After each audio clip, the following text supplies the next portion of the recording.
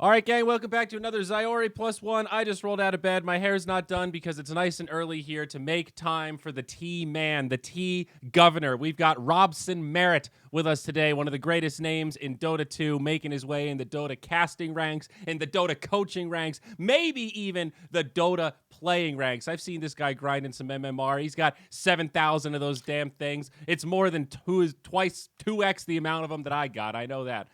Robson, baby, how are you? I'm, doing as well as you can do when Dota's in a weird spot. But no, I'm doing good. I think MMR is the thing to keep me going, if anything. Yeah, I feel that, dude. Dota is the beautiful equalizer, the great distraction during these terrible lockdown times, man. Every day I'm feeling a little blue, I just get sucked into the solo queue. Yeah, but then the solo queue also sucks it out of you as well. Like the amount of times that I've gone to bed losing like 100 MMR, and like I'm just sleeping there, like, what am I gonna do tomorrow? Fucking lose more. It's just so sad. Although I don't know, the lost days motivate me to play more. I think the back-to-back break-even days are the ones that really frustrate me because they just feel like a waste of time. Somehow the losses, life, man. Yeah, they feel like less of a waste of time because the next day I want to come back stronger. If I go 4-4 3 days in a row, I'm like I'm just a coin flip. I'm completely useless in all of these games. I'm there or I'm not there. It's 50-50. That feeling doesn't make me feel good. No, yeah, that's why the guild I'm in, it's called +/-0 for a reason. We play unranked because we are used to not winning ever and also losing equally. That is a funny stat, though. One of my recent subscribers, she pulled out the breakdown of ranked game versus unranked games. She's got like 3,000 unranked and 600 ranked. I'm literally inverted. I'm like 3,000 ranked, 600 unranked. I'm like a ranked through and through guy. Yeah. But why? What gravitates you to ranked? Is it because you play by yourself and like the ranked gives you that purpose, or is it like why are you? Mostly why the ranked? that. Yes, I've played way more solo than party. And I guess I often feel like unranked is just, I don't want to say a waste of time because that sounds mean to people that enjoy playing unranked, but I just feel like I'm playing to be competitive. I'd like my MMR to go up. I am in a more competitive mind state when I'm if I win unranked, my immediate feeling is, God damn it, I wish I was just playing ranked. That was a waste of a win. I see. And maybe that's a really stupid, like kind of almost toxic mindset to be in. But I almost tilt myself. I can't play 5 games of ranked in a row and enjoy it. Now, if we're playing party and there's 5 of us and we're just having fun, that's a little different. I'm talking about solo queue purely. I don't get solo queue unranked. That shit's just... Yeah, no, that's what I got. One mate who does that, and like he'll wake up in like the Saturday morning when no one's up, and he'll just solo queue up some unranked, trying to get the good party queue games. Like, do you know when it's like the 4+1? He wants to be the +1 in that situation. Just to be like the character build. I don't know. He's a squeaky wheel, dude. That's interesting. Yeah. He wants to play hard mode, a social interaction game. That's exactly. Picks like his POS 5 and just joins on in. He's like, no, that's not. I will say unranked is good for trying heroes for the very first time. When I like literally played my first Arc Warden game, I did do that in unranked. That makes sense. But that's different. I'm not just playing unranked to play Dota. I have a specific. I'm learning to do this thing I've never done before, so I'm expecting to be bad. Yeah. Dota doesn't really have that learning environment, right? Like there's basically the only way that you learn in Dota is either by playing ranked and griefing games, by playing party queue and griefing games, or by playing on a Smurf and griefing games. Like there's no real like way to actually practice something like out like left field without hindering the 9 people you've queued into, right? Or technically helping 5 and hindering 4. Like it's a weird. Well, and what is the solution to that? Because there is a demand for it. That is a new player issue where we don't have a truly new player pool because there aren't enough of them. But in theory, you would like to have mostly those sub-1,000-hour accounts mostly matched up against each other because, even if you're not good, if you have 5,000 hours of Dota, you're going to kick the shit out of somebody who's never played before.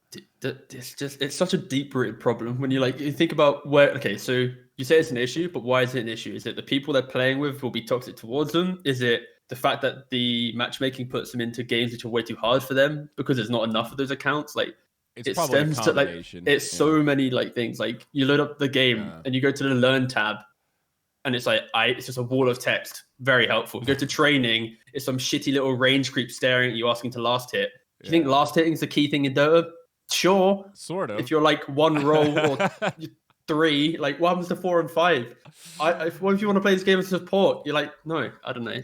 I will say just kind of a scuffed game. Limited heroes role or mode is pretty good. Yeah, do we still have that? Is it only accessible to new accounts or something? I don't know. I think it's like random draft. No, maybe not. There was definitely. I remember like It was, yeah. the girl I was dating in university or something like that, like really early Dota. We were doing some of that limited heroes stuff, and it was way easier because it was the simplest heroes, and you only have to worry about explaining a pool of 20 heroes, so it's way less overwhelming to them. It was Isn't that locked into your account though?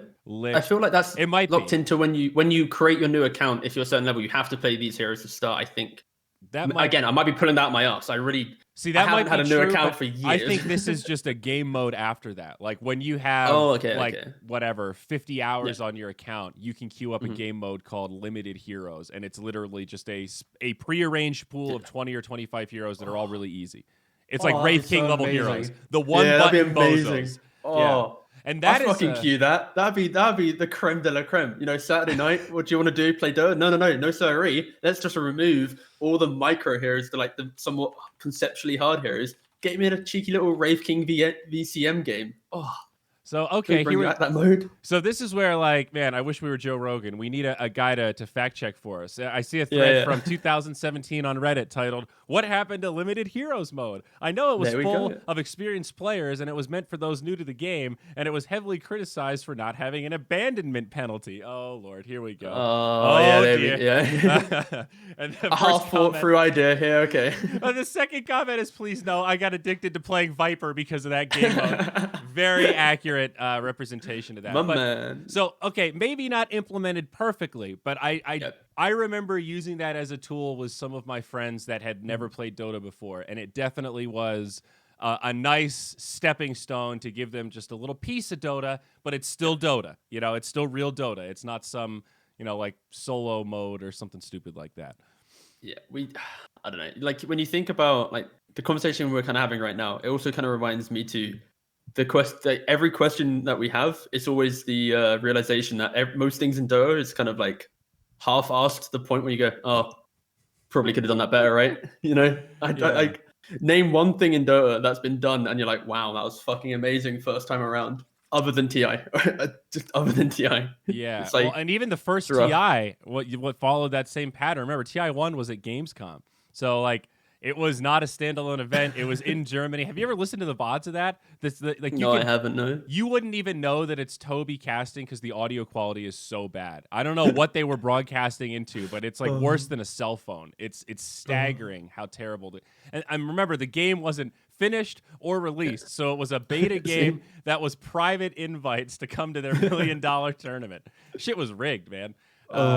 Anyway. Sadness. Yeah, anyways, moving on from flaming them. Well, I mean, it's not even a flame as much as it's just accepting the environment that Valve forces us to work in. We are all live beta testers. Yeah, you know? And it works 80% of the time. But unfortunately, the 20%, it reminds you quite a lot that it's like that way. But, oh well. Yeah, well, so you live, you learn, you move on. Bowie and I started another podcast just dedicated to South American Dota. And last week we interviewed ARMS and PP. And they were kind of critical of DPC and talking about the lack of matches and that they feel it's that various improvements that need to be made. And while I'm saying this, I completely lost my train of thought. I just had a complete grandfather moment. I have no idea where I was going with that sentence. So let's just move on. How are you feeling about the DPC there, Mr. TeaGuv? I think in general, DPC is good for the idea of what it's. I'm gonna give you a simple answer. Guys trying to save any future jobs here. Hey, Mate, I don't get any jobs. It's not too bad, look at me. Yeah, I don't know. But like, hold up. So when I say it's good, I mean like the idea is good, and then we get to the execution part, and then sure, it's just kind of like a sad state of affair. But I think when you look at in terms of simply looking at it, I think there's some regions benefit greatly from it. Like, of course, I think SA. The idea of just the funding from tier 1 to tier, like the two divisions, is going to be much more beneficial. Like SEA as well, the funding will go a lot further. I think for maybe Europe, maybe NA, I don't think that kind of funding is going to help too much. You're going to need a lot more being pumped into the regions to actually help them, because like 20K in Brazil split between players is pretty decent. 20K split between the players and the coach and whatever. In Europe Div 2, it's like meh, it's not really. You know, it's like maybe some rent. Like it's not really pushing you further. So that's not full time. Yeah. No, exactly. Yeah. So there's kind of like that regional thing, but you can't change that. Like there's no way you can show bias towards some regions and other. Like there's no. So that's fine. Well, so in terms of I don't know. I would disagree. Maybe There's you could. no way you could. No, but like, I personally would look towards maybe some. You just write another zero on the check, dude. It's pretty easy. You know. Yeah, but like I think that's maybe one thing where some regions, in the simplest form of DPC, are benefiting more. Mm-hmm. But in the grand scheme of DPC, like it isn't great for everyone. In regards to like obviously like talent, it's a fucking like a cesspool of like awkward shit.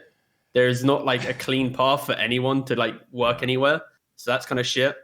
For players, it's scary being a Div 1 team for this first season, then a Div 2 team the second season. Because like you're never going to get to TI cleanly that way. You have to then go through this like qualifier for one slot. So it's very awkward, like the structure. Mm-hmm. So there are a lot of questions around it. But in the grand scheme, when you initially asked me the question, it is good. You know, there is funding across every region. We are seeing Dota again. It's a step. It's a step, exactly. But like it's one step, not the 10 steps we really needed as a scene after a year of COVID. Well, so here's what's brilliant about your answer. It reminded me of what I was trying to say earlier and forgot about, is that we're all live beta testers in Valve's environment, and PP and ARMS both agreed with that. That's exactly how they described this sort of experience. Is this isn't bad. This is better than it was. In South America, the money goes a long way. We're in Div 2. We're not too upset about that. But overall, we are live beta testing this shit right now. Exactly. And it doesn't feel like everything's been totally fleshed out. And it definitely brings up this question, I think, of how do we balance viewers and players, right? And I've talked about this before. Every tournament has this triangle of parties where you've got viewers, players, and the TO, right? And all three of them have to, quote unquote, profit in some way. There has to be a certain amount of production value for the viewers to enjoy it. You have to have good commentators, the bells and whistles, and dress it up. You have to have the right players, and they have to be compensated and taken care of. That's a whole pillar that has to be well-rounded. And then the TO, right? The TO can't just lose money on every event. There has to be a degree of ability to sell it. People tune in and, quote, profitability in the sense of, are we going to see more ESLs 3, 4, 5 years from now, or is this one just going to tank? So you're also missing the fourth option as well, which connects all three. It's Valve and their need to keep everyone happy as well, right? So and their ability, because like the way I see it is, every time you ask someone, you'll always get the angle from where they're working, right? So like if you ask me, I'll look from maybe the talent, maybe the player coaching aspect. If you ask, obviously the SA guys, they'll be from player. And if you ask a TO, their opinion will always be biased. And looking from my angle, it's like, if there was like 10% more effort put in from Valve in the idea of pushing everyone in the right direction, there isn't this pressure on the player or the org or the teams or whatever, or the talent to do more. It's hard because there's not enough resources given over.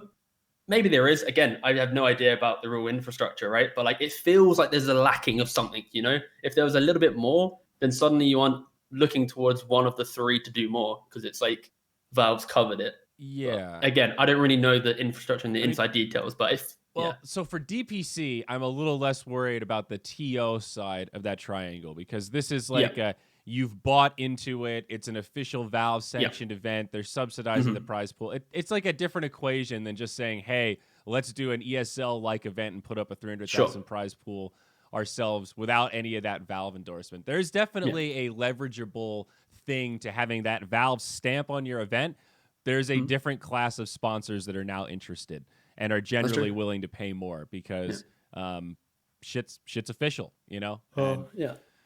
I just realized we're going down the rabbit hole of you then get to the point where TO's on an event, but players aren't always putting in the right amount of effort to actually help the TO run the event in terms of like interviews, content, their kind of social media presence, and then that whole back. Well, so that honestly, it just goes on forever. Like Dota is actually so kind of flawed in so many ways. In a beautiful way. So maybe there's one angle I want to hone in on is the balance between viewers and players, because right now in the current DPC structure, I think we are maxing it out for viewers in terms of this schedule that's almost this 24/7, like kind of beautiful. If you just didn't have to sleep and could watch all the regions, they just flow. And there's a little bit of overlap here and there, but especially for Europe and CIS, it's really, really nice for viewers. Not great for players though, because to do that, that means it's really not that many matches per team. When there's 16 teams per region and only 10 best of threes per region per week, you're playing literally one best of three a week. It is empty. Like as coaching nothing. Hell Best Smashes in lower division, it is the least stressful tournament in your life because like you have a week for one best of three. Sometimes you get spoiled because you have two best of threes with a 2-day break, and then you feel like you're back in a normal tournament. Like it is very, like you said, it's fan driven, and it's really hard to get oomph because if you get momentum for one best of three, there isn't that momentum feeling, right? You win a series, you have to look at your calendar. All right, guys, we're playing next Thursday. Make sure you've had 5 days rest, maybe 7 if you know. Like it really isn't.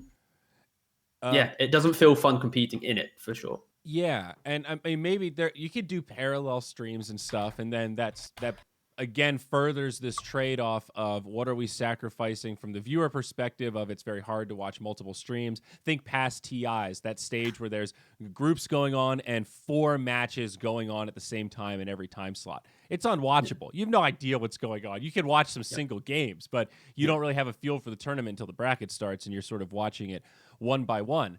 But as viewers, we accept that as a worthy trade-off for the group stage because, hey, we want this bracket to be as balanced as possible. We want to have this record, this encyclopedia of matches where everyone's gone head-to-head that we can reference later to help tell this story, even if we're not watching it live. So I think we can probably tune it up a little bit and somehow up the number of matches. But that's where when you spoke about the 3 options and I said about Valve, like that's where I feel like the idea of DPC is good, but like the implementation, it doesn't go far enough to help everyone out, right? Because like imagine if, let's say, the upper division had 2 more teams in it. You're then forcing at least 1 more series per week. You're then pushing maybe the low division. It could have maybe 1 or 2 less teams, or even just chucking 2 more teams anyway, but they don't get paid for, let's say, bottom 3 rather than bottom 2.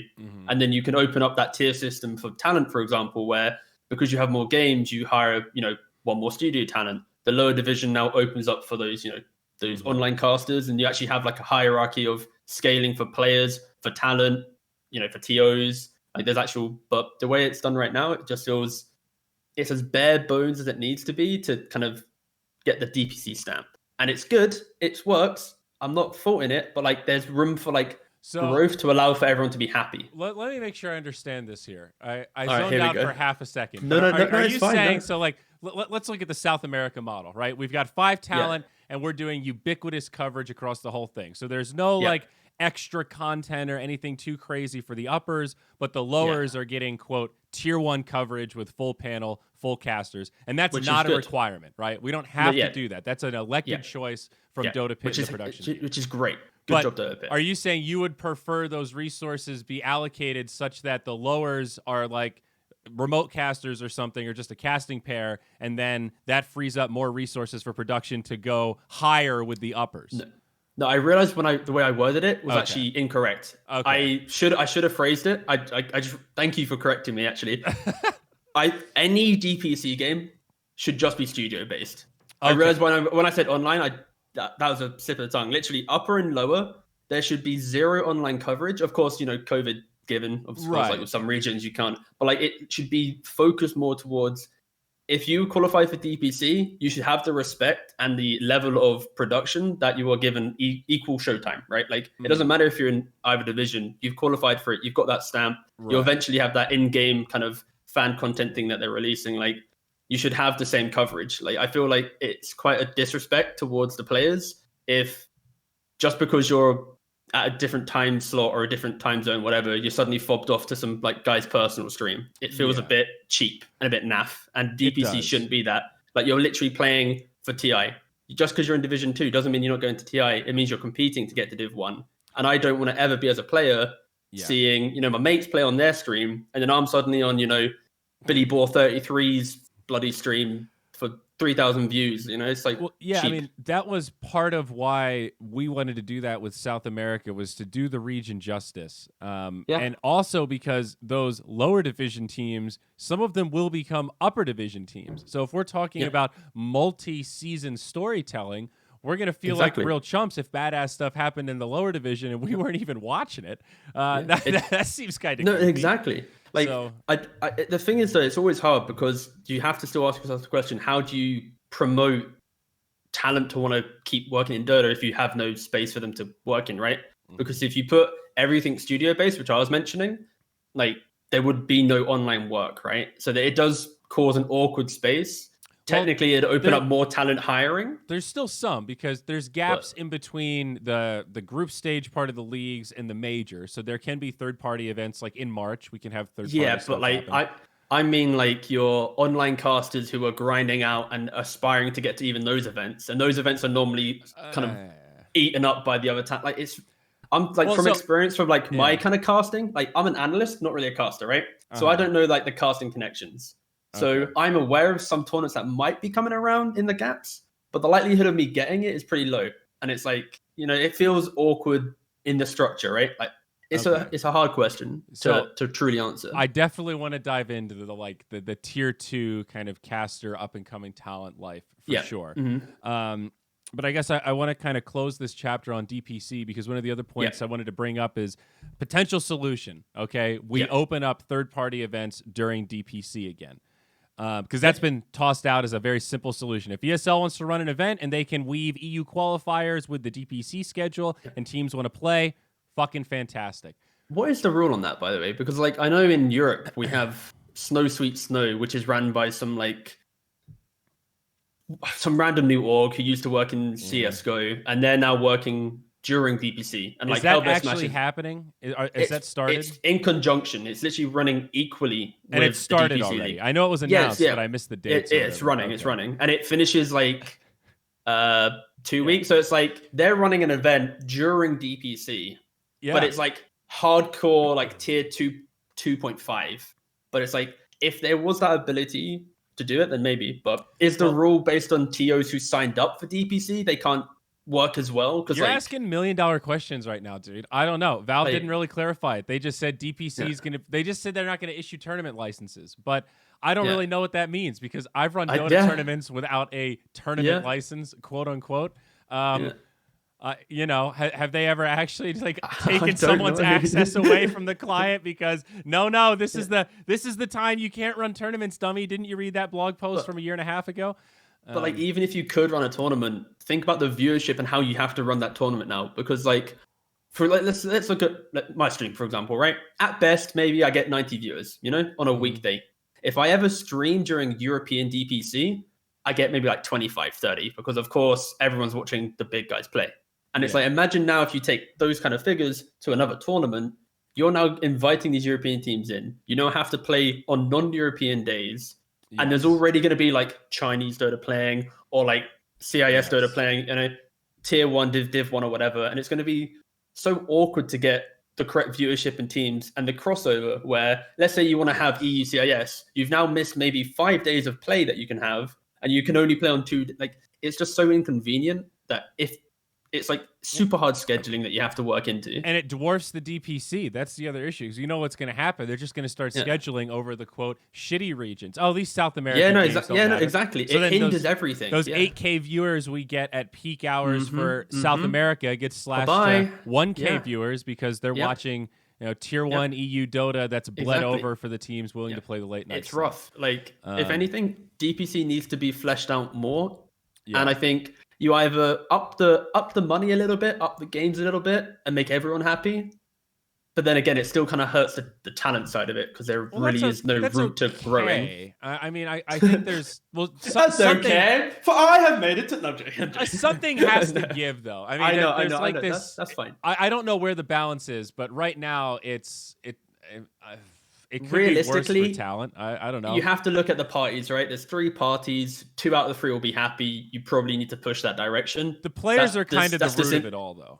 You know? Yeah, of course. And they're going to be happy if there's more money and more games, right? Because like, unless you're like secret, and you're like, oh, wait, what? We have to play one best of 3 a week? More games is also good for talent because then there's more work. Once you're in the bubble, cover. like not the bubble, but once you're in that invite list, right? But still, again, generally, the more games there are, the more likely it is things are going to start to stagger out because most organizers can't afford to pay tier 1 talent rates for every game.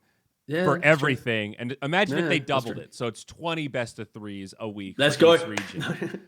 But get me in the bubble, then cut it off. Think about talent fees, though. Doesn't that essentially double talent fees because it's doubling the amount of coverage hours?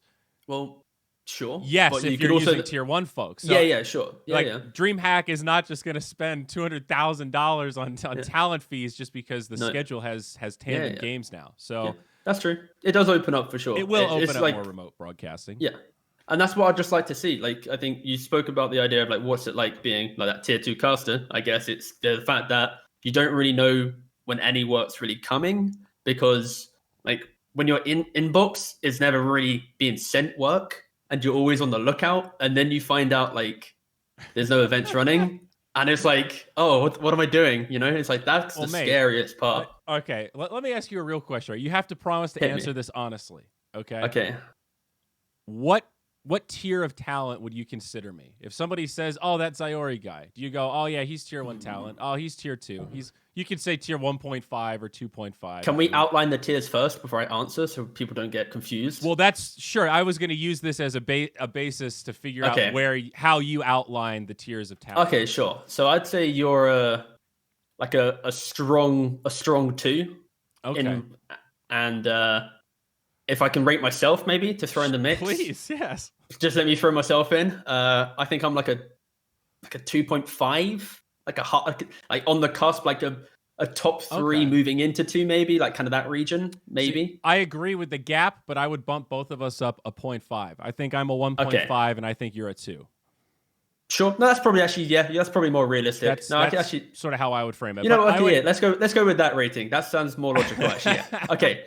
I didn't factor in the 0.5s. If I use the 0.5s, then you're 1.5. I mean, you worked Omega. You've done some You've done not high volume, but you've worked some pretty high profile events, and I think that definitely, you have a degree of experience that a lot of what I would 2.5 talent are really aspiring to. And I don't know where the hard lines are. It's somewhat arbitrary, but I bring that up partially because I'm curious. Like my inbox is not blowing up with inbound either, dog. Most of my gigs come from aggressive outbound of networking with people, figuring out when events are going to happen as quickly as possible before they get announced, and then finding the contacts and I shouldn't say. Well, I don't have any of that.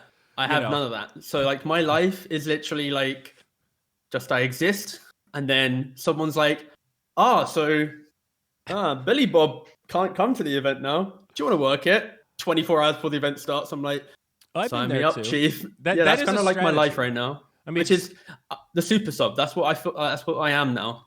Well, I have recommended that to up-and-coming talent before, where if you have a lifestyle, or let's say, like how I did it, was doing website work, like design stuff that I could work on at any time of day as long as I hit the deadline. So if somebody called me, hey, Caster got sick, I need you in 12 hours, can you make it? Yeah. I could always say yes. For 5 years of my up-and-coming contracting life, that was my whole strategy: is maximum availability. I can always say yes. And it helps. You're like the mop and bucket commentator. You clean up all these random gigs. Exactly. And one time, I remember the first one I did that was a big success was a Japanese StarCraft 2 tournament. I had 2,000 viewers on my Zyori Twitch stream for the first time. This was like 2012 or something. It was just holy shit. Sounds even better now. I just lucked into this. It was like right place, right time. Nobody knew about this tournament. Some guy that worked at Twitch was like, hey, you're around, right? Do you want to just cast this because it's happening right now? Yeah, sure. Okay. I don't know. So that is a real strat, dude. I mean, too good. No, I'm down for it. He set up his studio near DreamHack because it was like, hey, DreamHack fucks shit up all the time. I can just come in and clean stuff up. They'll pay me an extra, time and a half for coming in at the last second, and I got a business now. That's my business model. Damn, that works. But I realized after I said that, realistically, I can't really expect more because like I've only been talent for at most not even a year. Technically, 2020 was the start of me becoming talent after I had like a 6-month break from TI.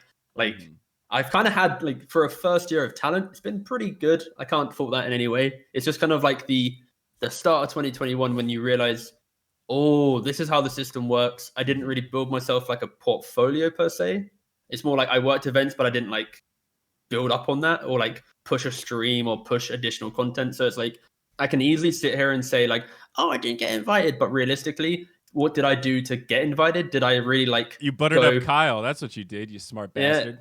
Oh damn, he's mad. But how did that work out, huh? Where's my DPC tag? No, but like you get the idea, right? Like realistically, it's on me to just build more, which I'm trying to do, but like it's a slow process that I should have started last year, and now I'm feeling the repercussions of not doing it during working. Well, talent and Twitch stuff always feels kind of like cryptocurrency. The best time to buy was yesterday. You know, I always have that FOMO of, man, if I just put 10 to 20 hours a week into my Twitch stream over all these years, where could it be now of just that slow follower growth over time? I really regret not doing that. All those days of, man, but was anybody going to watch if I stream that today? Feeling like there's no starting point. You need to just dive in and fucking do it if you want to do it. The thing is that it's like you either you just stream what you do, so you just play and you get one random moment and it suddenly goes on YouTube. Great. You know, everyone now, oh, he made a cool play. Like I have some like clips appeared on Reddit. So, oh, he plays Spearbreaker. Cool. You know, like, you know, it's cool. People now are like identifying me as like this thing who streams, you know, so it's good on that front. But realistically, it's about like added value. And I think that's a lot of a missing thing in Dota, where like everyone half-asses. Like when our initial statement about Dota is like it's kind of half-ass game. Everything feels like but it works, and that's kind of like where I feel like most content-ish, not most, but okay, let me rephrase that. General content does have that kind of half-arsiness to it, where like you look at other games and go, "Damn, son, look at that shit. That's good," and then look at our game and it's like. There is a lot of openness to push the boundaries, but we're not doing it. No, and then I'm here. We're slowly and surely, like 100%, like when you pick up, like, for example, like your South American podcast, that's great. You know, no one's really spoke about SA. Everyone's always memed it, you know? So actually opening up the scene and going, these actual people, guys, they actually have like a story to tell. Then you actually kind of build into it. Like half of them speak English, guys. Half of them speak English. There's a lot of information there. Yeah, I've been to the country twice working with Chaos, you know, like I know about the region to that degree as well. So it's like, you know, it's a really good region, but like, it's just like the easiness to brush it aside, right? Like, it's just, that's what I think just in general, like Dota content could be so much better than it is. We are so good as Dota talent at shooting off the cuff and working with what we've got, like making the best out of a rough situation. Like, do we have any overlays? No. Do we have any assets? No. How many camera angles? 1. Okay, well, we're going to make the best of it. And like, exactly, so many of the events that I've worked, there's no fucking plan. And given that, we slay it. It's like 110% in terms of the execution. But when we have the okay, we've got 10 months to plan Midas mode. We can't utilize the time. It still ends up being a 1-month crunch time. And that's sort of a Moonduck thing, and you know, some of the big orgs, you know, like ESL is obviously much more organized, and they've got real show plans, and they really do plan out content and invest in it. I think they've moved into the gold standard of that kind of stuff. But again, to be clear, it was content outside of most tournaments. Tournaments are pretty good now; their own internal content that they push. Well, I'm on about like the idea of. Like when you get away from the tournaments and you get away just to the idea of like what Dota is, like there really isn't that kind of. Well, that's what I wanted to tie it into. None of that stuff is evergreen for the most part. All the tournament content it has this like maybe 2-week lifetime where you watch it during the event. It's really funny and hyped, and the event ends, and you kind of have this. Even that meme content. Are those guys even on that team anymore? I don't know. I don't care. Everyone's always looking forward to the next great meme. We're very short attention span kind of folks here. And yeah, I agree with you. It's been really hard to market this long form content. It's tough. With the South American one, we're trying to be a little more granular and specific, and like, okay, this podcast is dive into this team, talk about this match, done. No rambling. Makes it easier. I think that's you kind of get torn between, you either ramble for a long time. Like if I ever see a video which is like 40 minutes plus, I find it hard to want to watch it unless like it is like some like gold mine shit, which is like into the mind of Puppy, you know, I'll probably watch it. But like, if it's just like a generic thing, it really is hard to push that. It needs to have that kind of like gravity towards you wanting to watch it. And I guess that's the issue with Dota. People's attention span is like could I watch this for 40 minutes? Or could I play a game and go 0 and 12 on Rubik? Probably want to go 0 and 12 on Rubik. Let me jump on into that game. Yeah, very true. But you do seem like a guy in terms of up and coming talent that is you understand you got to fill in the gaps. I've definitely heard some, if I can use what is sometimes a derogatory phrase, tier 3 talent. Sometimes they communicate in a way that, and I say they with very broad strokes, but almost comes off as a little entitled of like, hey, I worked this gig and I haven't worked in a while.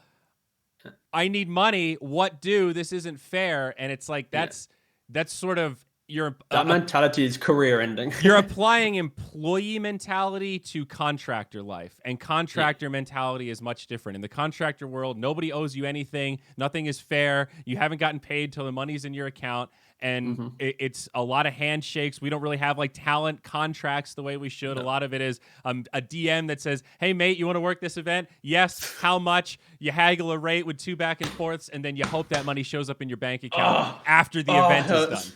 Sorry to remind me about my harsh January, but no, it's tough out there. So, but you strike me as someone who kind of gets that, and you know, when you get it, that's great, and when you don't, it's like, okay, how do I fill this gap? There's going to be another opportunity in 6 months or 3 months or whatever it is. I just got to stay busy. I got to stay sharp.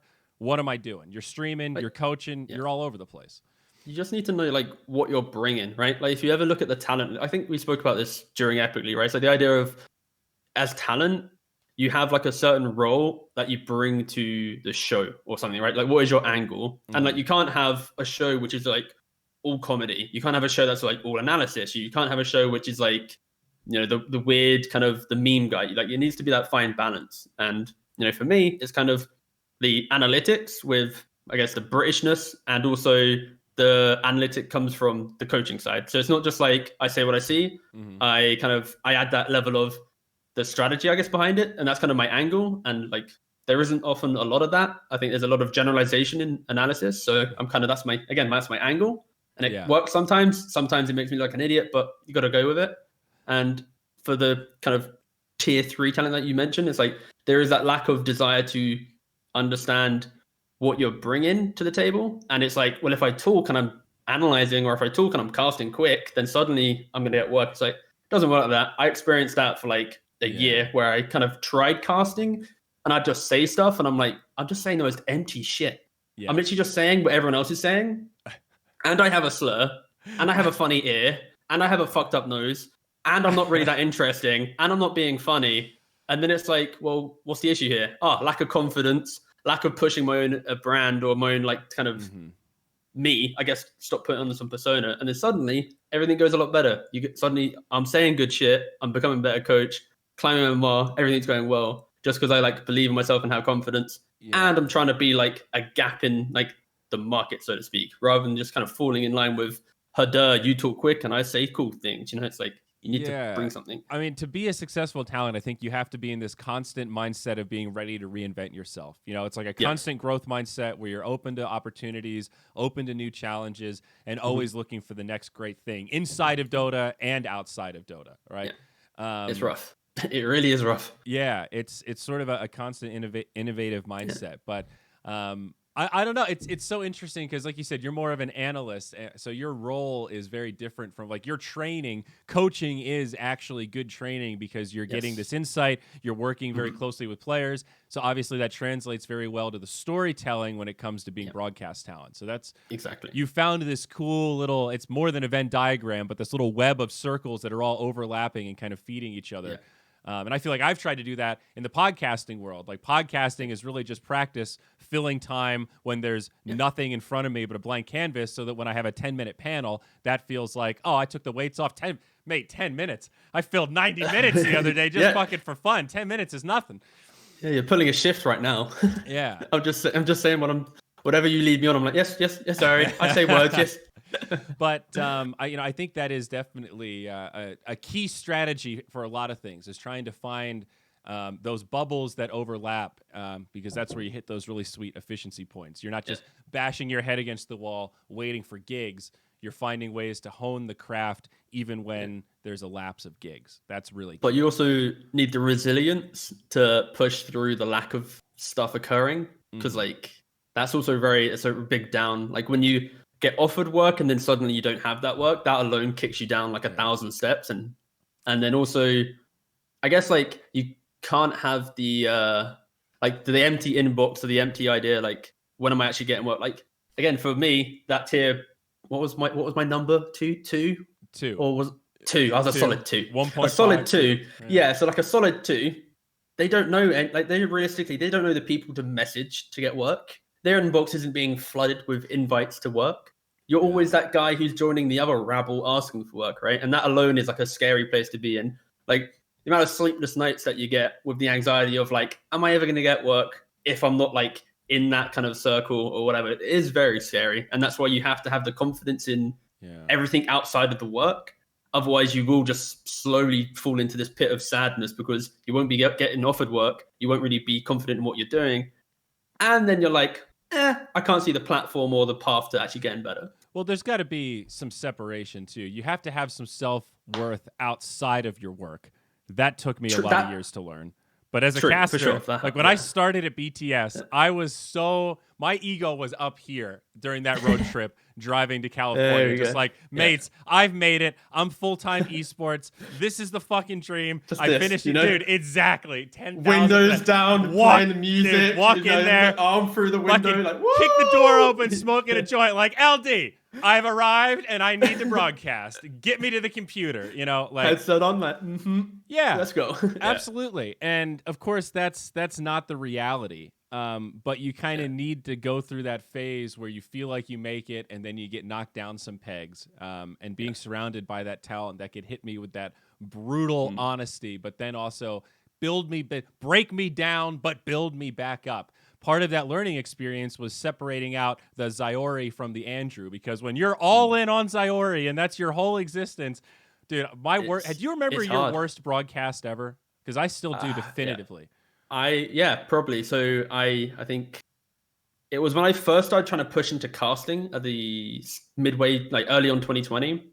And it was like these qualifiers, or maybe it was 2019 actually, as I ended coaching. And I was offered casting with like an European caster, and Lyrical was like, yo, do you want to cast with me as well? Oh, I asked him either way. Yeah, no way he asked me. I asked him. I was like, yo, can we cast? He's like, sure.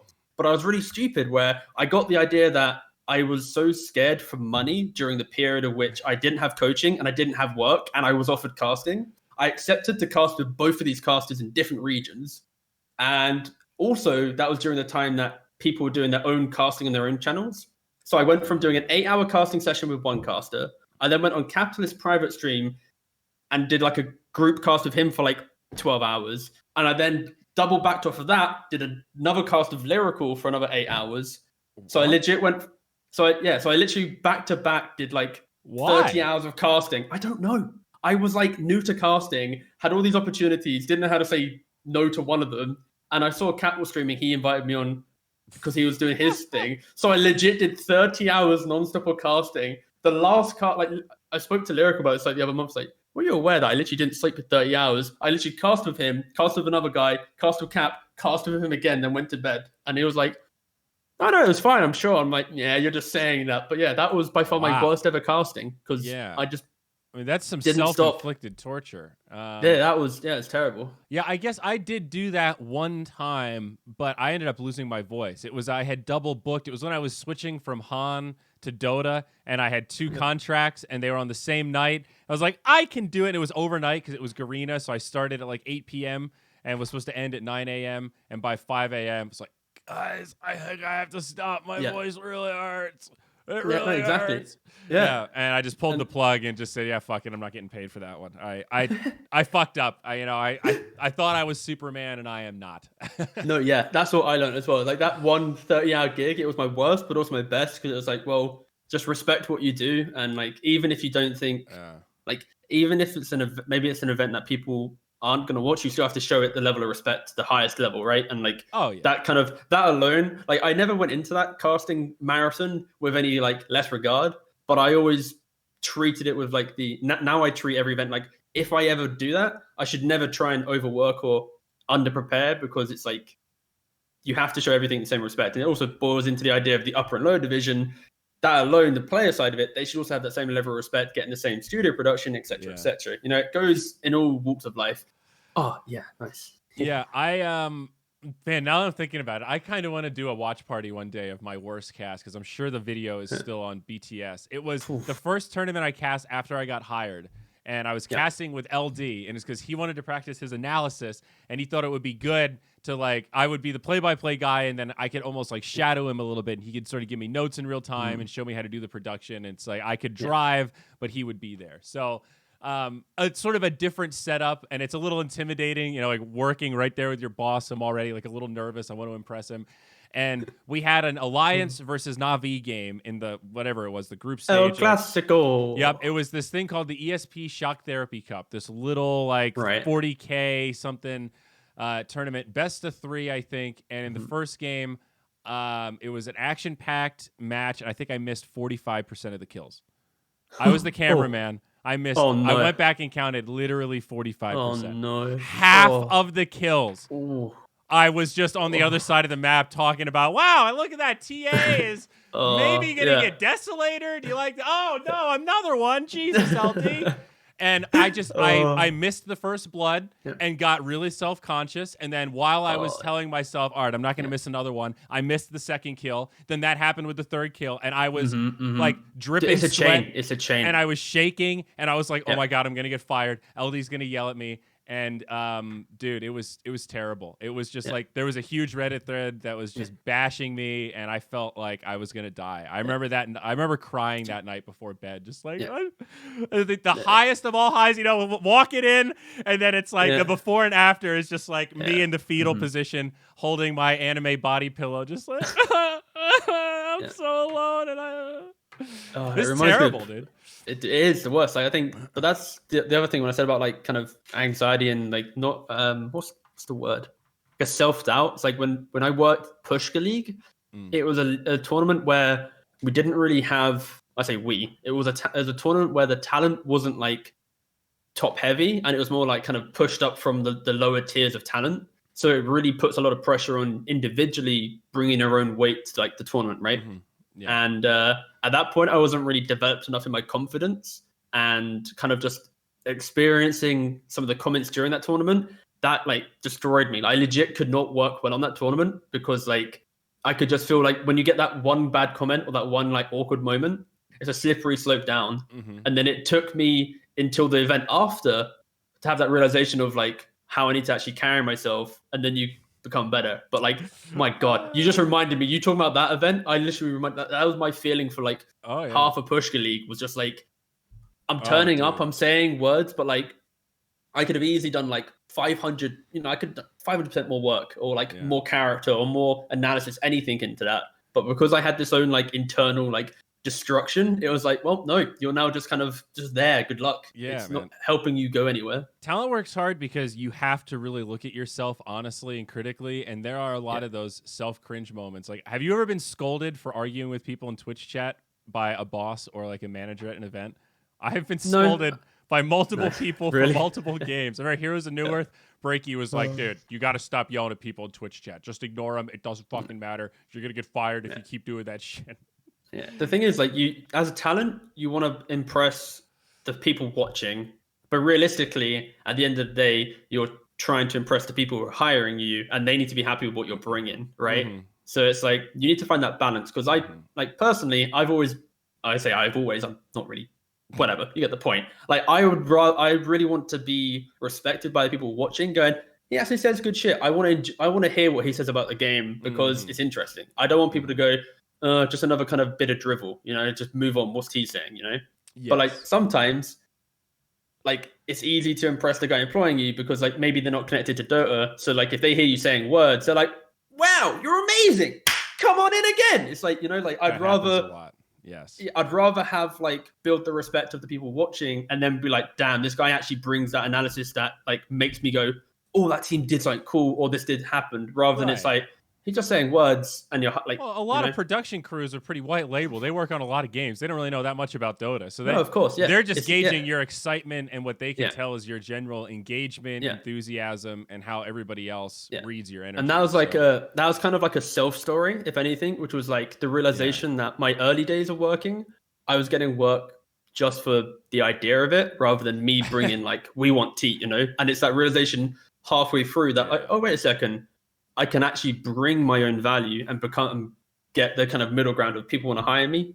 You know, if you do, you know, my name's below. I'm joking. But you get the point. Yeah. But like, it's the middle ground of like, I personally want to push people actually wanting to listen to me, and the TO thing. It's hard. It's a lot of drivel. I'm saying, I don't know. When people ask you, so I'm sure you've got some mates in the tier 2.5 and lower realm. Yeah. When people ask you what the life is like, do you generally recommend that people pursue the dream of being esports or Dota talent, or do you tell them that it sucks nards and that it's not really worth it? Like, how do you gauge that? Because I'm pretty cynical these days. You know, I get asked that a lot about how do I break in, how do I be a caster, especially from folks that have been, you know, after we lost some talent. There were a number of tier 3 folks that said, I'm going to be the North American person. Sure. And it's, to me, tweeting that is the equivalent of Michael Scott coming out and declaring bankruptcy. Cool. Let's see the content. Let's see the cast. Let's see the audience. You know, there's a lot of shit. It depends.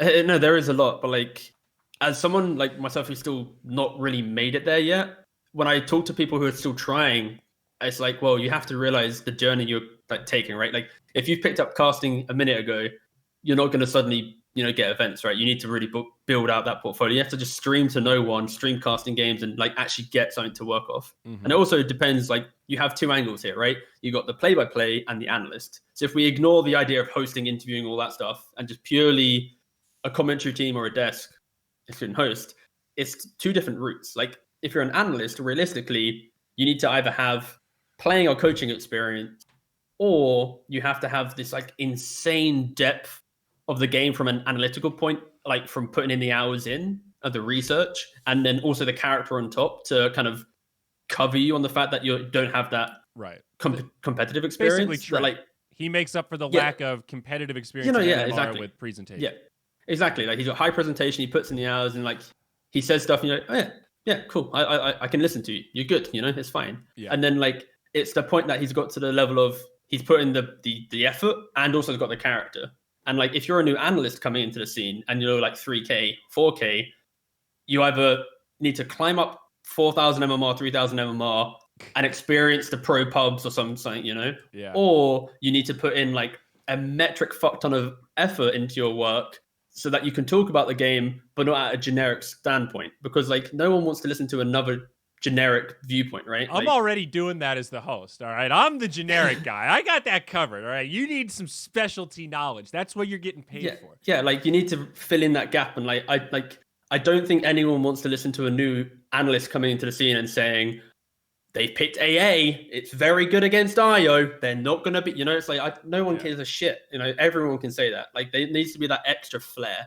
Yeah. And I think that's where a lot of new analysts, or at least people I spoke to, they haven't really thought about like what's their angle they're bringing. Like, are you suddenly like the fucking meta expert where you've understood every trend and you can really pick apart like the shifts and the ideas, like the concepts? You know, not a lot of people really put a lot of emphasis into it. They mention it, but like, there's not like that guy. And you know, I think there's a shitload of parallels to what you're describing with play-by-play casters, though, where I've seen quite a few in that same kind of tier you're talking about. Some of them were doing casual coverage of some of the qualifiers and stuff, and it felt like in lieu of an analyst, it's sort of just silence until a team fight breaks out so that they can start screaming about Dota. Yeah, and exactly. You need character. You need to have something. And that's just not the sad part, but that's, I guess, with everything. It doesn't matter if you're 8K at the game or an ex-player or whatever. You need to have character and ability to convey your point in a way that people want to listen to you. Like, there's a lot of attempts, or at least I don't want to I'm not flaming anyone, but like, I can see in the future there will be players who will think about their next career step, and they'll assume because they are an ex-player, they've been in that kind of tier 2 playing region, they auto become talent. Like, that crossover doesn't occur. Like, we've seen that has failed before, and it will fail again in the future. Like, because fundamentally you need to have a character, well, not a character, but your own character, personality, presentation, and then that's when the time and effort of your analysis or the time and effort of your play-by-play crafts come into it as well. But it takes years to really perfect all of it to then getting hired. Well, it takes years to perfect speaking and articulation and being able to do good play-by-play. But I think there's a lot of play-by-play commentators that undervalue putting hours into the game. And I don't necessarily mean grinding MMR. I just mean playing the game to generally improve, understand, learn, play different heroes to digest the nuances of them so you can speak about them in an articulate emotion. manner. It's just emotion, right? Like if I'm listening to a caster, and that's like what Owen does so well, is like when he speaks about the game, you know, he plays it so much and he's really into the game because he has that emotional kind of side to it where like if something happens, he's not just saying what is happening, he's feeling what's happening as well, right? Yeah. And I guess like that's really what elevates you as even an analyst as well. It's like just kind of when you feel the game and you have that goosebumps when things are happening, like that's when you can really feel that the audience as well should be in line with that. Again, I'm speaking here with probably the least amount of casting experience that you've ever spoke to. But it's the idea, like that's as entering into the casting area, that's kind of what I want to aspire towards, having that emotion and what I would assume you'd want from a play-by-play. I don't want to have a robotic guy casting a game that I'm watching where they are just stating the obvious and then they aren't like, they don't understand things, right? Yeah, exactly. Like you need to build an arc. Yeah, like if a cool play occurs, I don't just want to hear like, the black hole, wow! And then it's like, analyst, black hole. You know, yeah, like wow, congratulations, man. You can say a big word, long time, wow, ooh. You know, I want to have proper chat. I want to have, you know, like No, I've actually, when I get to cast now, rare as it is, I feel like I've slowed down a little bit. One of my real life friends that plays Dota but doesn't really do esports stuff. He just kind of plays for fun, 3K, 4K MMR kind of stuff. He watches a lot of sports, and he said, if you listen to commentary to any real mainstream sport, they're not screaming the play-by-play like I'm blind. Why in Dota do you guys have this thing where you're like calling out every spell? Like I can see what's happening. You don't have to tell me that stuff. You can slow it down a little. But the radio people, the people who are at home not watching Zyori, I mean, there is something unique to the hype that we bring, but I think there is some of that, like, we have over-rewarded the machine gun caster thing a little bit. But there's not a big enough talent pool to look at other options, you know? I guess. You look at the best casters in the world, and you name like the 3 or 4 of them, you've got like the OD, who's like in another realm that no one will ever compete with. You got Cap, who's like in another realm of like an analysis and also very good play-by-play. You can't really compete with. And then everyone else is and then obviously, Lyrical. Wait, am I missing people? I shouldn't have started naming people. This is a dangerous journey because you forget people's names. Wait, have I missed? I'll let you just keep floundering here. You don't have any other thoughts here? So we have 3 play-by-play casters in Dota. Is that No, but I mean, like, if you had to like rank, like, if you go to TI and go who's casting my my final 3 games of the playoffs, right? I'm listing like those casters. There's Suns fan, and then we lost the T guy. So that was the other big one who's not there. I think you could. Yeah. He hasn't cast as much recently because he's been paneling, but I think I would put Gods kind of in that category, similar to Cap. He can play-by-play. He can analyst. Yeah, that's true. Again, not flaming anyone, just really bad memory. I'm just helping out. Okay, no, but like if I had to like list my TI semi-final, LD was up there for a lot of years in that category. Yeah, obviously not anymore. But 100%. But like in present day, we realistically we've got like 2 or 3, right? And then if you look at previous time, there isn't a much bigger pool of people. But like there isn't really that kind of playbook of how to cast really, and it's about the effort, and again it's time and effort, right? Like how much preparation are you put into your work to try and find your new brand. And a lot of people just look at what's working and goes, well, maybe my accent's a little bit better, maybe my conversation skills a little bit better. If I can do the talk quick thing, suddenly I'm in line with them if I have everything else working. Don't get me wrong. We don't have that. You do need to talk fast at certain times. It's not like you always want to be doing golf commentary, but I don't think you want to use it as a crutch. You really want to say exactly for those truly hype, the game-ending moments, the like, okay, this is a turnaround. Oh, wait, this is actually hype. Then fucking go ham, dude. Sometimes Exactly. it is worth it to scream out black hole and hold it, because that's the game changing. Oh my God, he caught 4 and now Bane can't stop him. Kind of. Yeah. He was the only one. That's really hype. Go in there. Like you said, I want a caster who can recognize that and channel that raw emotion into those moments where they're feeling that they've either been that enigma or they've been in that black hole, but they've experienced it one way or the other, and they are projecting that emotional roller coaster. But also knowing the play they're casting as well, right? Like when you have that connection to the game, if you see someone's dying, you don't, like, at minute 3, that death is going to be good for lane, but it's not going to be like, you don't have to scream about it like it's like the end of the game, right? Like it's about building up your kind of the story of the game and building up to it. And sometimes as well, I guess newer casters are like, death, death, death, tower, death, ah! And it's like, mate, it's minute 4. The bounty runes haven't even come around for the second time. Can we chill for a second? Yeah. And like the analyst is just there like, I don't know what to say. Yeah. Carnage has occurred, like, just gotta chill. Yes. And yeah. LD used to tell me that a lot. Like, I think solo casting is also really good experience. And it's weird because I feel lucky that I was raised in the era when there were more matches than we had casters by a big margin. So there were a lot of times where I was just casting 12-hour shifts overnight of China and Southeast Asian tournaments solo because no one was available. We had no budget to really pay anybody.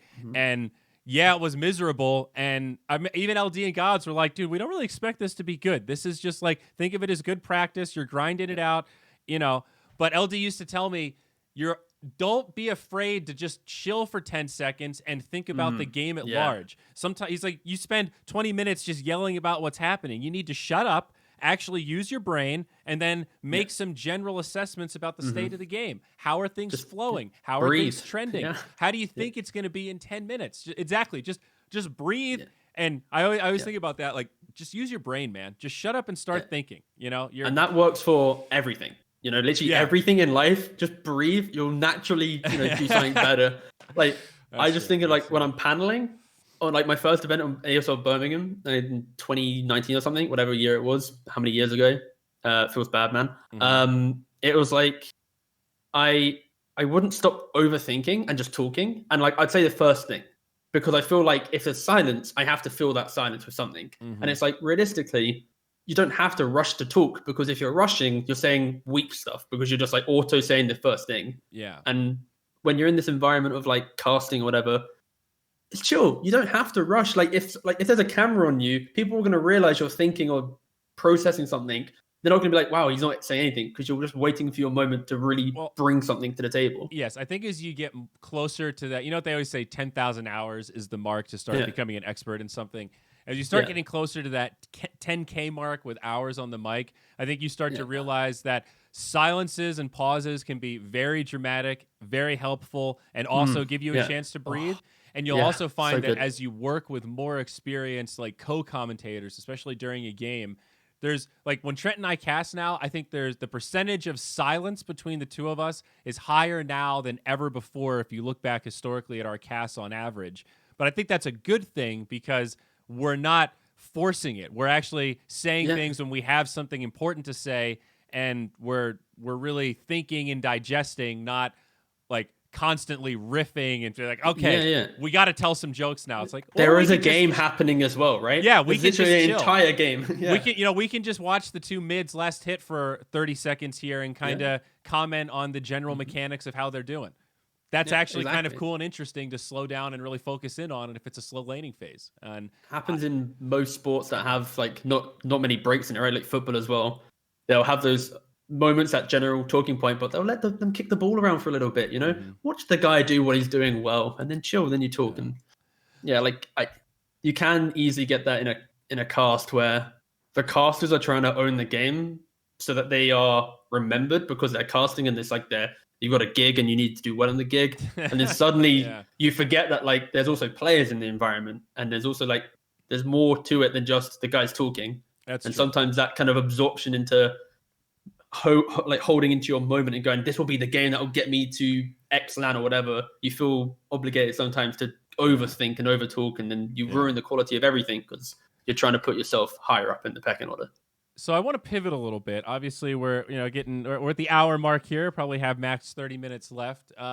A little bit of a weird question that might be hard to answer candidly, but where are you on the happiness meter right now? Are you overall like happy with the Dota talent life? You're over a year in now.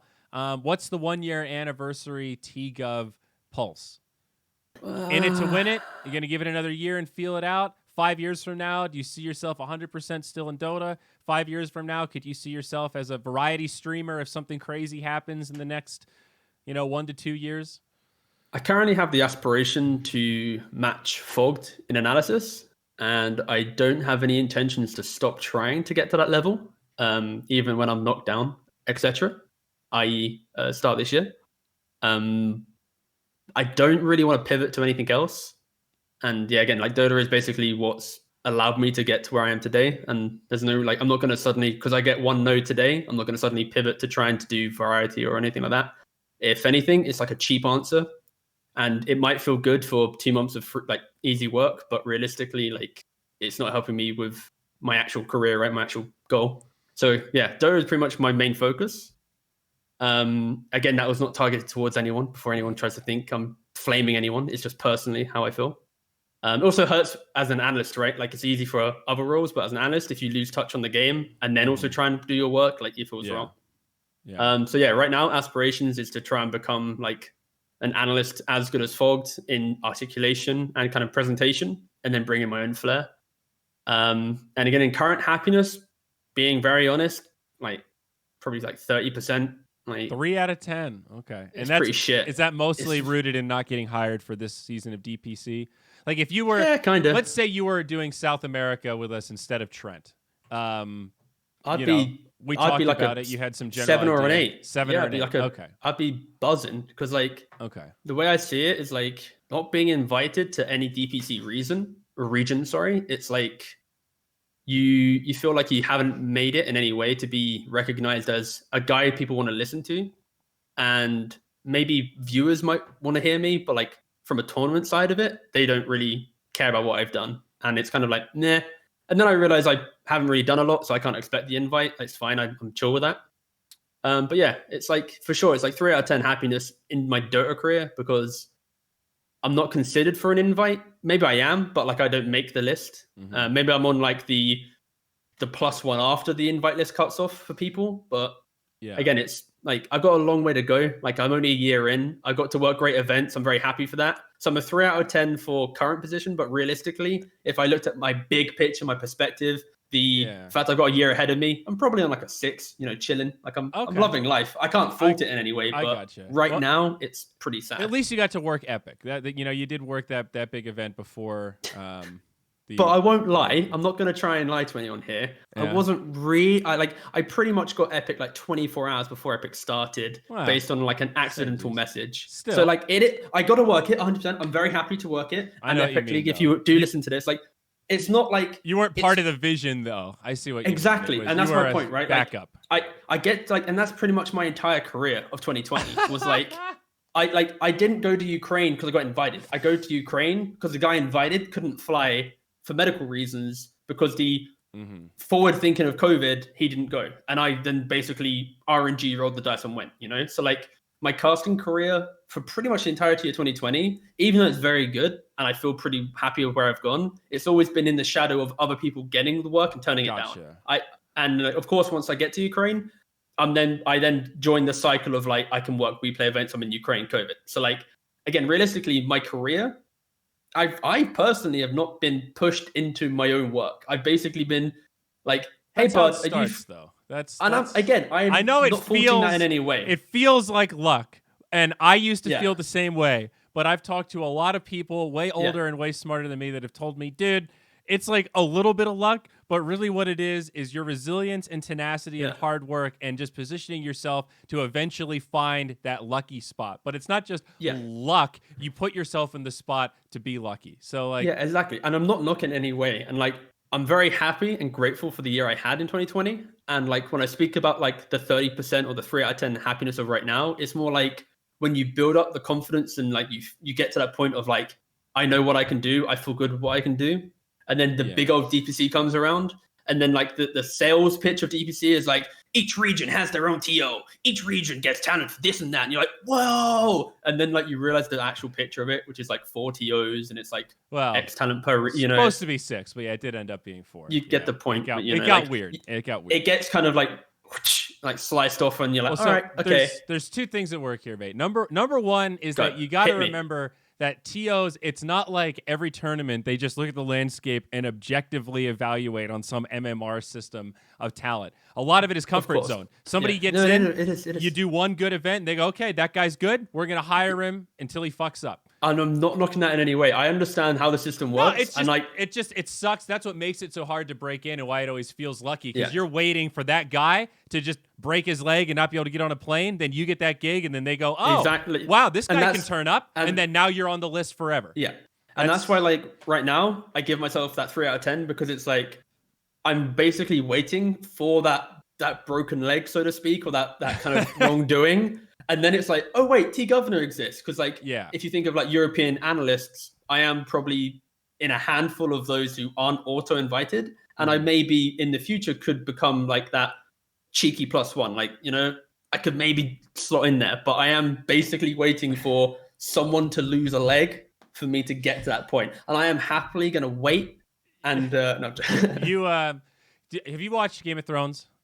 Actually, mate, I have not. Funny fact, my dad, back when it first came out, he brought, the first episode of Game of Thrones to the family living room when I was a wee child. I was like, guys, I've got a new show for us to watch. And I was like, sick, amazing. 10 minutes in, a dwarf's having a bloody orgy. And then my mum was like, we are not watching this. And I've never watched it since. Yeah, so you are on the younger side, I guess. I forgot about that. Okay, well, I guess I've got a deep level analogy for the Game of Thrones fans out there. I think that's the next level for you, buddy. You got to work on your behind the scenes Game of Thrones play because it's am I murdering to get what? Bloody out there. You're like Lady Mormont when she takes over the house. She's like this little girl that takes over her house after the shit hits the fan, and she's like really good at leading the Mormonts, given that she's like 10 and she's real brave. But she does lack some experience, and at the end, she gets, spoiler, crushed by a giant that's invading the fortress because she tries to fight. Fucking ruined it for me, man. How dare you? Stabs it in the eye. She does kill. She suicides to kill the giant. So, very feisty. You're like her, man. You're very feisty. You're very eager. You're very capable. But you need to be a little more strategic so you can live as long as Tywin. You got to be a Tywin, not a Lady Mormont. Yeah, like the thing as well is like, you have to also realize once you get an opportunity, you need to know actually how to speak with the person who's giving you that opportunity as well. Because I'm so inept at I am terrible at like business, at money, at the whole idea of like marketing myself. So like even when you get an opportunity as a tier 2, 2.5, 3 talent, you can also fuck yourself pretty hard when you don't actually know how to build that relationship with a person, or you haven't done the research to know how to talk to that person. And then suddenly that work's gone. Like it is very scary out there. But again, it's early days for me. I'm chilling. Like I'm not gonna go away. I'm not gonna just because I don't get the first scenes of DPC doesn't mean I'm suddenly gonna run away from Dota, right? Like, well, that's good, dude.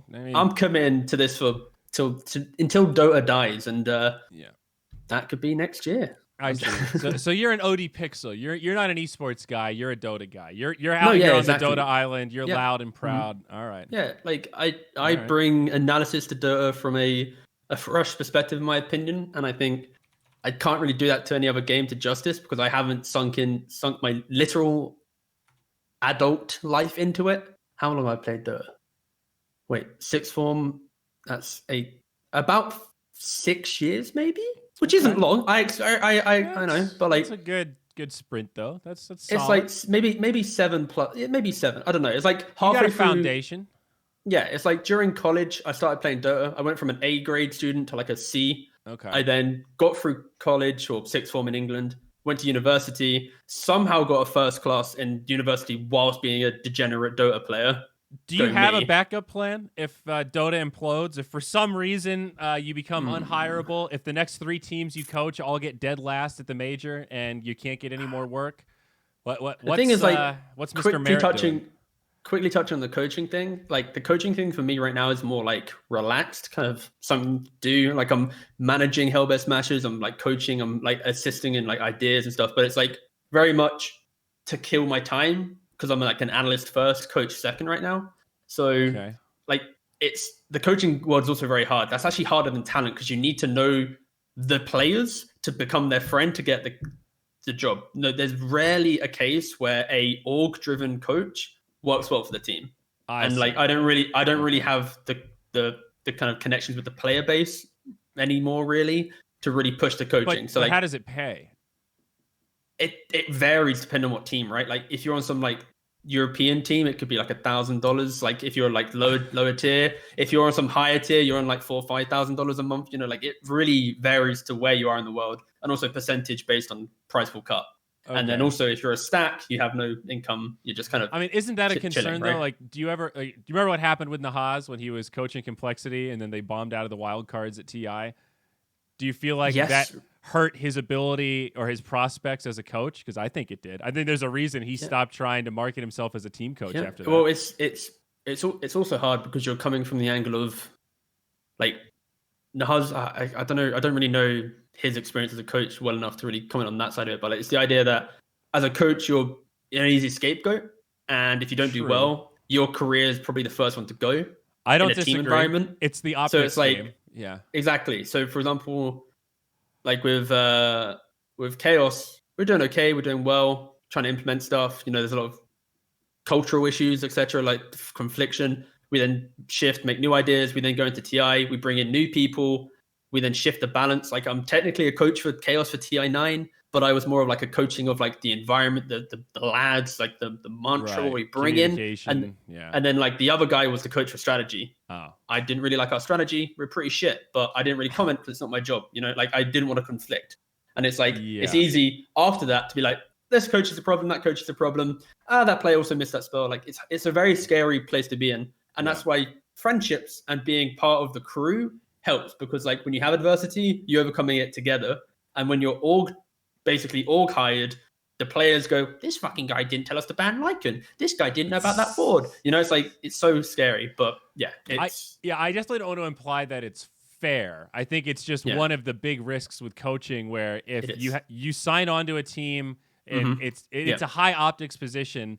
I mean, how many tries do you get? 2, 3, 4, maybe 5? Like after 3 or 4 bomb outs, your marketability really, and there I think it is. Makes the point you said about it just comes down to connections. You know, are there players where that they respect you in that way? And exactly. that's a totally different kind of sales pitch. But you also asked an initial question about before I went into coaching rambling, which I completely forgot, and I wanted to answer. Do you remember that question? Backup plan if the shit hits the fan. Mum man. Yeah, so I do have a degree in robotics, and basically robotics. Yeah, big up. Like and AI kind of shit, like robotic arms. It was computing for robotic systems, which was basically I wasn't building the robots, I was giving the robots life. And my family, my parents basically told me I can pursue any career I want in life, asterisk stuff, but I need to complete my degree first, and they'll support me with that. So I basically pushed through my degree, did Dota stuff, and then as soon as I got my bachelor's, I then 3 months later got messaged Zyori, and I started becoming a coach. So I have the degree fallback plan, but realistically, I'm now so deep into Dota and the esports world that if Dota was to die tomorrow, I'd push into probably some type of esports space. But again, realistically, it's Dota all the way until Dota truly dies. But interesting credentials. Yeah. So you're not a total idiot. Look at that.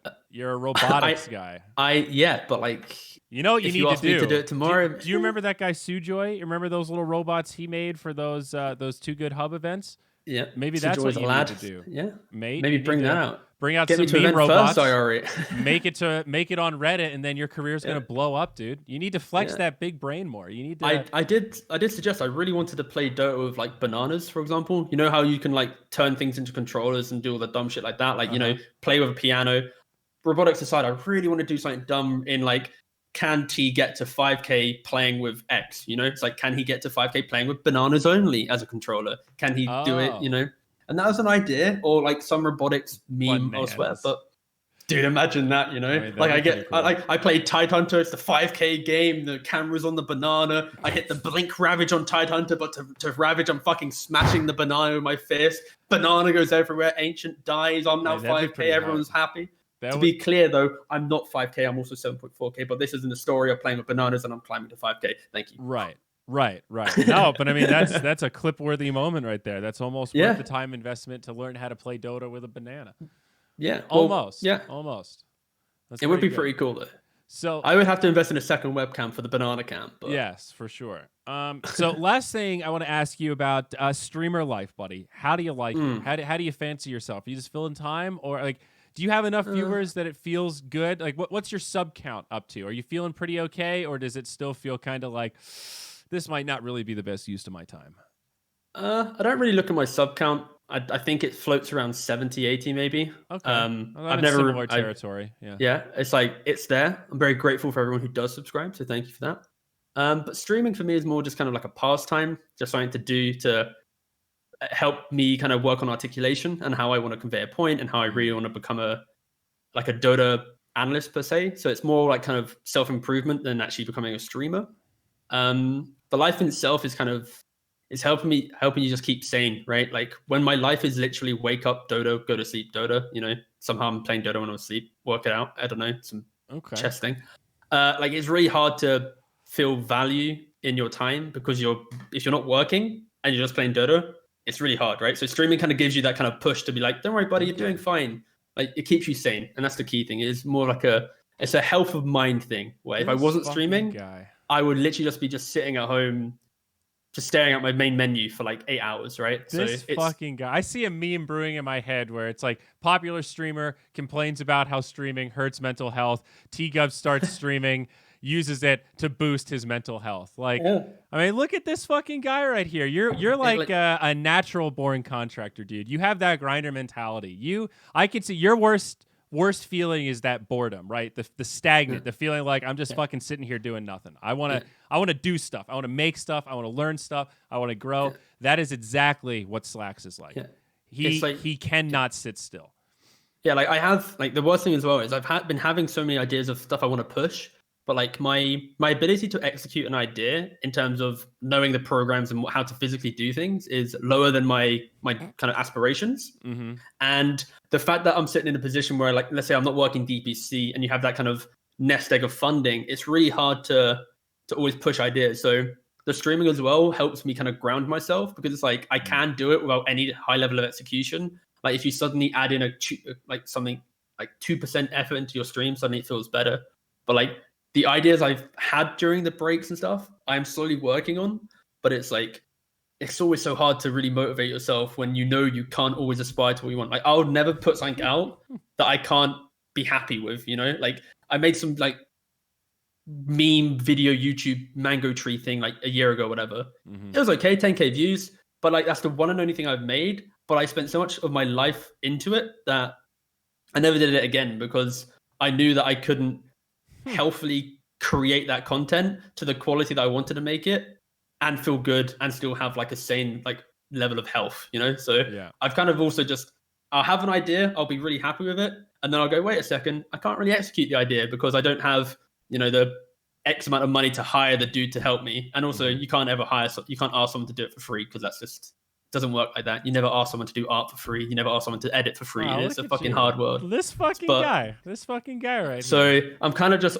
in a awkward spot where like I'll have like I think there's a big gap in the market for DPC content. I think TOs could do more. You don't think there's enough podcasts out there about DPC? There's only 15 of them. Can I say one thing? Yeah, sure. Fuck podcasts. I'm joking. Yeah, sorry, Mr. Big Jams. You and your podcast can shove it.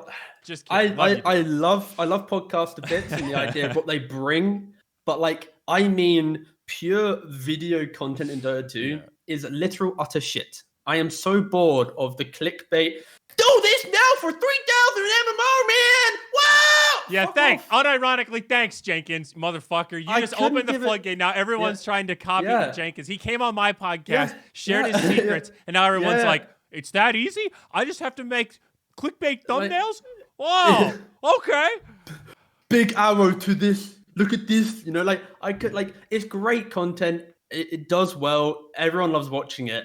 But like when you have this big DPC system, there's such a big gap for it, for actual legitimate, interesting things to occur. But no one does it because it's like, do I make interesting content and push the kind of clicks on into a new it's hard to space? monetize. I'll get like 1,000 views, if that, no money, but it can grow to something beautiful. And maybe a TO picks it up and suddenly you have good content. Or do I make the clickbait shit? And it's like, as an analyst, I never, to my name, want to make clickbait shit ever. If I ever make a video that has a big arrow pointing to some generic Dota shit and it says do this for X and Y, just fucking delete my social medias, delete everything. I've been told I can't. It's only clickbait if the content doesn't deliver, you see. That's the thing. Yeah, the thumbnail's so okay hard. as long as the content's good enough that you get triggered about the clickbait, but then you forget about it because of how good the content is. You remember it as clickbait when the content is not what you think it is. Yeah. But that's the other thing as well. It's like once you get into the content, it's normally it's very good. Like I can't knock it. But it's like for me, when I look at it, I hear you. I'm like, I really wish there was like that extra bit of something. Like if I watch let's an example. If I watch any kind of Dota analysis or whatever, it's just them talking over a replay for let's say 30 minutes, right? 40 minutes. Where's like that segmented part of the video? Where's like the added graphics, the added kind of like it's now becoming a show and behind it's like the paywall, buddy. That's where it is. No, I know exactly. It's it's like other things, and it's like you just wish there was legitimate shows and content people want to watch rather than a stream and then. I feel exactly the same way about gamer fashion. Everybody's trying to do this streetwear shit. I can't tell you how tired I am of hearing about fucking streetwear. I don't want any streetwear. I don't know who wants streetwear. I don't know why everyone is selling streetwear. But I want to make a Zyori fashion line so fucking bad, but I don't know where to start. I don't have any money, and I don't have a fashion designer. So same exact problems as you're facing, bud. I don't know. The easiest thing is to use that excuse of like, there's these walls, and then like the people that use the excuses and just sit there, that's when they just sit and plateau and they expect to get invited in emails and shit, right? Because they just sit behind this wall of just excuses. Fashion designers, get at me. Just, blow up my inbox. Yeah.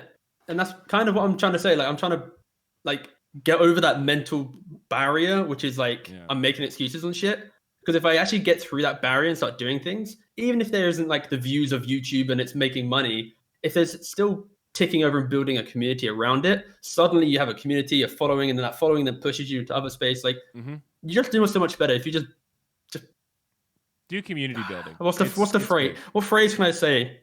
I don't know. We got to wrap this up, so hit us with a good closer. Oh, I just said bye note. Good closer. Okay, hold on. I can do. I mean, community building is huge. I totally agree with you. It was like a game changer for me, really putting effort into my Zyori Discord. Like we have a little culture there, and the politics channels popping off, and it's like it's a real community that exists beyond just people engaging with me one-to-one, and that's a really cool thing to be a part of. I highly recommend. I guess, okay, so from my experience, anxiety and self-doubt about yourself puts you in a position where you can never really strive to improve. Honestly, think about everything you do is good, but with the ability to grow on other people's opinions. And then that eventually will give you the confidence to think that you're worth something in the space that you're in. And self-worth is the best thing to ever have in life, both in work and in out of life. Because if you don't have that, it's really hard to ever think of yourself anything more than like everyone else. So yeah, I think that's the thing I learned most in 22 is my self-worth out of Dota. And what I bring to like life. And then it also carried over to Dota. And then that kind of support structure made me a better person. So yeah, I think disconnect yourself from the work you're doing and look at what you're actually trying to achieve in the big picture. And then you suddenly have the correct motivation. And don't make excuses. All right. Excuses are just like cheap ways to get out of things. Wow. Very deep stuff from TeaGuv. If I could summarize, work on the foundation. Start with the foundation. Work on yourself. Separate it out. Build your work on top of the foundation. The foundation is your fucking happiness, man. Exactly. Wow. Yeah. Wow. All right. Well, buddy, thank you so much for coming on here. This was fantastic. So much insight. I've gone very red during this. Well, dude, don't sell yourself short, man. You have such an interesting trajectory. You haven't had a lot of time as kind of like full-time Dota talent, but you've had a meteoric rise. You kind of came out of nowhere and just jumped on the scene with this massive kind of Omega event and then nailing it at Epic. So whether or not you feel like you barely snuck in at the last second or it was luck or whatever else, you got break in. a leg. Yeah, and you fucking slayed it. So, keep going, buddy. And I think stuff's going to happen for you. I really believe that. But I got to go cast some Dota pit action. Folks, another Zyori +1. You can find the podcast on Zyori.tv. Please subscribe to the YouTube, youtube.com/ZyoriTV. That's where all the podcast action is. Trying to grow the YouTube. Help us discover this amazing long-form content. We're going to chop it up. We'll have some timestamps and hopefully some clips that we can get out there. So enjoy yourselves. Now it's time for some Dota 2. TeaGuv, we'll see you next time, buddy. Bye.